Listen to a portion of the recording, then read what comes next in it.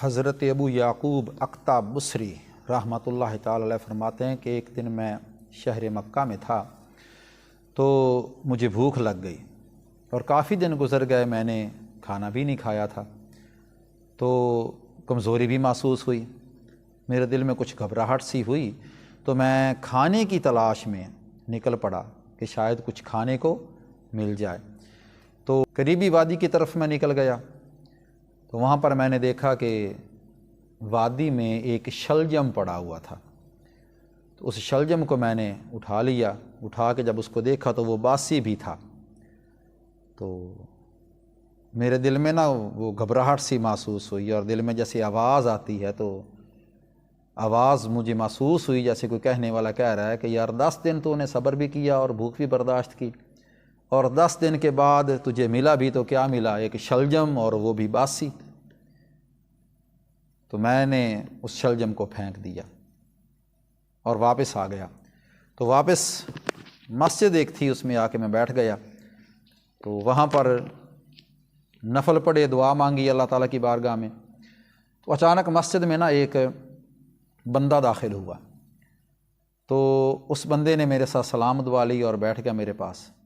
اور بیٹھ کے کہنے لگا کہ حضرت یہ آپ کے لیے میں کچھ لے کے آیا ہوں۔ تو آپ نے فرمایا کیا لے کے آئے ہو؟ اس نے کہا جی کچھ کھانے کا سامان ہے۔